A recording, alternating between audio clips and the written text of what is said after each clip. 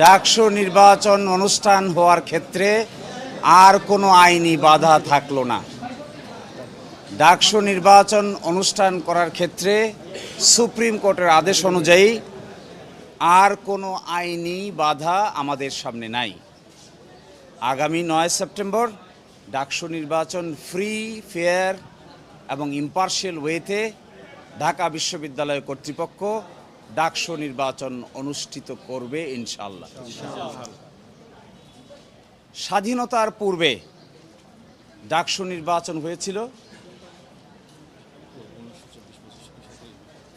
1924-25 সাল থেকে 71 সাল পর্যন্ত ডাকসু নির্বাচন হয়েছে 37 বার।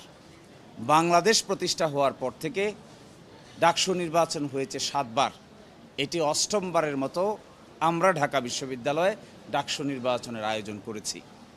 এখানে কেন্দ্রীয় সংসদে 471 জন প্রার্থী অংশগ্রহণ করেছেন। সকলেই তার নিজস্ব প্যানেল দিয়ে অত্যন্ত আগ্রহ উদ্দীপনার সহিত নির্বাচনী প্রচার প্রপাগান্ডা চালাচ্ছেন। ঢাকা বিশ্ববিদ্যালয় এই ক্ষেত্রে এই নির্বাচনের পরিবেশ তৈরি করতে এবং শেষ পর্যন্ত নির্বাচন অনুষ্ঠান করে ছাত্রদের ভোট অনুযায়ী যে যাকে ইচ্ছা তাকে প্রার্থী নির্ধারণ করে ভোট দিবে, এই ব্যাপারে ঢাকা বিশ্ববিদ্যালয় বদ্ধপরিকর। ঢাকা বিশ্ববিদ্যালয়ের সামনে যখন যে যেভাবে তার যুক্তি উপস্থাপন করেছে, আমরা ট্রাইব্যুনাল গঠন করেছি। ট্রাইব্যুনালের পরে প্রেসিডেন্টের কাছে যারা আপিল করেছে, প্রেসিডেন্টের আপিল নিষ্পত্তি করেছি। নিষ্পত্তি করে আমরা উপযুক্ত আইনি সিদ্ধান্ত নিয়েছি।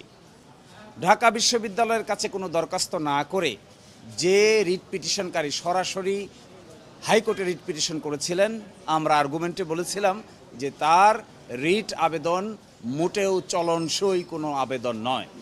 কারণ যার প্রার্থিতা চ্যালেঞ্জ করে তিনি মামলা করেছেন, যিনি মামলা করেছেন তিনি সেই পদের কোনো প্রার্থী নন। সেকেন্ড হলো, ঢাকা বিশ্ববিদ্যালয়ের সামনে কোনো অবজেকশন না দিয়ে, আমাদের ট্রাইব্যুনালের কাছে না এসে, আমাদের প্রেসিডেন্টের কাছে না এসে সরাসরি তিনি হাইকোর্টে এসেছেন। এটি রিট জুরিসডিকশনের চিন্তা অনুযায়ী, জুরিসপ্রুডেন্স অনুযায়ী গ্রহণযোগ্য নয়।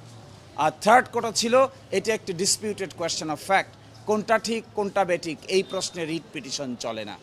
আর আমরা আদালতের সামনে এটাও বলেছিলাম, ঢাকা বিশ্ববিদ্যালয় হিসেবে, অথরিটি হিসেবে এটা একটা অটোনমাস বডি।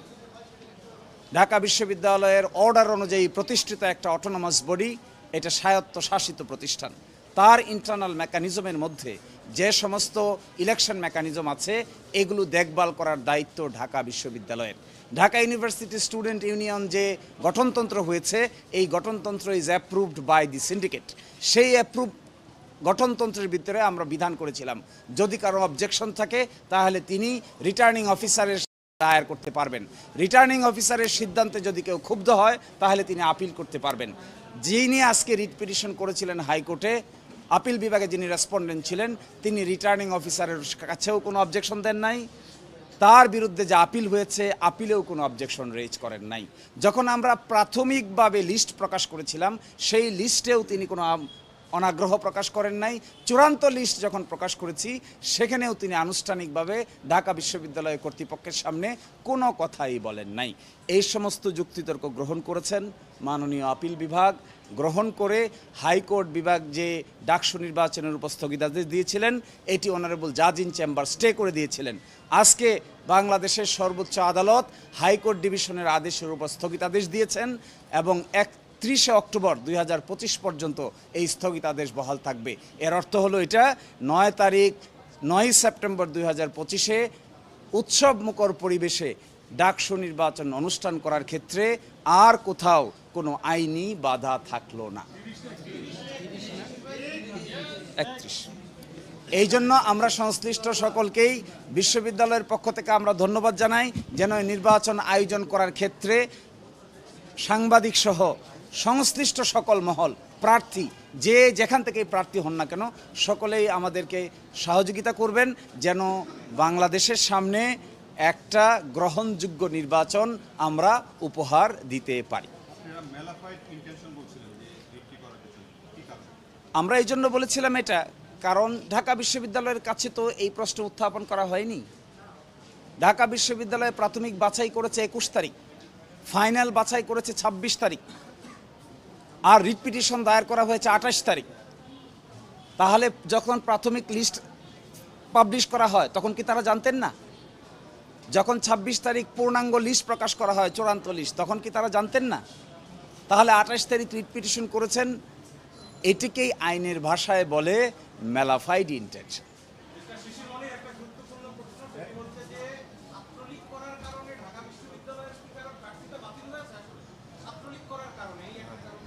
এটি একটি ভুল তথ্য দেওয়া হয়েছে, অনলি বিকজ এই কারণে কাউকে আমরা প্রার্থিতা বাতিল করি নাই। আমাদের কাছে যে সমস্ত তথ্য প্রমাণ এসেছিল কমপ্লেন, এই কমপ্লেনটার জন্য আমরা একটা ইনকোয়ারি কমিটি করি।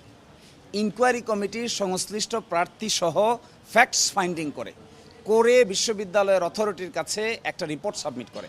সেই রিপোর্ট সাবমিটে যার বিরুদ্ধে অভিযোগ প্রমাণিত হয়েছে এরকম একজনের ব্যাপারে আমরা সিদ্ধান্ত নিয়েছি। আবার যার বিরুদ্ধে প্রাথমিকভাবে সিদ্ধান্ত নেওয়া হয়েছিল তাদের ২ জন আপিল দায়ের করেন। এই আপিলে গিয়া একজনকে আমরা সঠিক তথ্য উপস্থাপন করা হয়নি মর্মে আমরা তার প্রার্থিতাও অ্যালাউ করেছি, ভোটার লিস্টও অ্যালাউ করেছি। ফলে ঢাকা বিশ্ববিদ্যালয় is acting in a transparent, accountable, acceptable mechanism. Acceptable, transparent mechanism, meaning thereby the acceptable to the people at large, to the law and to the conscience. যদি ঢাকা বিশ্ববিদ্যালয় বেআইনি কোনো কাজ করে, ডেফিনেটলি আমি একজন তাদের আইনজীবী হিসেবে ওই বেআইনি কাজে আমি ঢাকা বিশ্ববিদ্যালয়কেও সমর্থন দিতে রাজি নই। সেক্ষেত্রে ১২৮ জনের যে ছাত্রত্ব বাতিল হয়েছে বলে এটা ডিফারেন্ট ইস্যু, এটা এখানকার কোনো ইস্যু না। এটি হলো একটা শাহবাগে একটা অন্য ধরনের মামলা হয়েছে, ওই মামলার আসামি সংক্রান্ত ব্যাপার। ওই 2টো মামলা হয়েছে শাহবাগে, আপনারা চাইলে আমার কাছ থেকে সে মামলার কপি নিতে পারবেন, ওই পত্রিকার রিপোর্ট ওই মামলার সঙ্গে মিলিয়ে দেখতে পারবেন। এইটার সঙ্গে ডাকসু নির্বাচনের কোনো সম্পৃক্ততা নেই। এসএম ফরহাদের পরিচয় নিয়ে, মানে তার ছাত্রলীগের সম্পৃক্ততা নিয়ে আপনারা বেশ কিছু ডকুমেন্ট তুলে ধরেছেন।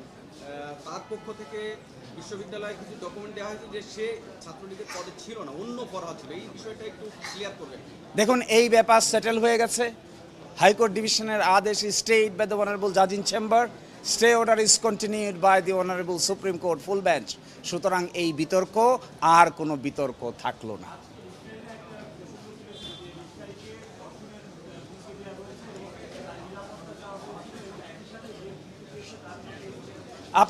আপনারা হয়তো এই তথ্যও জানেন না, যে ব্যক্তি এরকম হুমকি দিয়েছে মর্মে ফেসবুকে পোস্ট দিয়েছিল, সেই ব্যক্তির বিরুদ্ধে আমাদের কাছে সকল ছাত্র সংগঠনের প্যানেলেই অভিযোগ করেছে। কোনো পার্টিকুলার ছাত্র সংগঠনের প্যানেলের পক্ষে বিপক্ষে সেটা নয়, সেটা সকলেই আমাদের কাছে অভিযোগ করেছে। আমরা অভিযোগ নিয়েছি, প্রাথমিক তদন্ত করেছি। আজকে সকালবেলা তাকে 6 মাসের জন্য বিশ্ববিদ্যালয় থেকে বহিষ্কার করেছি। এইটাই ঢাকা বিশ্ববিদ্যালয়। কোনো offence we will not tolerate, irrespective কে কোন দলের, কোন মতের, কোন ব্যাকগ্রাউন্ডের, এটা আমাদের বিবেচ্য বিষয় নয়। আমাদের কাছে বিবেচ্য বিষয় কে ঢাকা বিশ্ববিদ্যালয়ের আইন মানছে আর কে ঢাকা বিশ্ববিদ্যালয়ের আইন মানছে না, এটাই মূল বিবেচ্য বিষয়।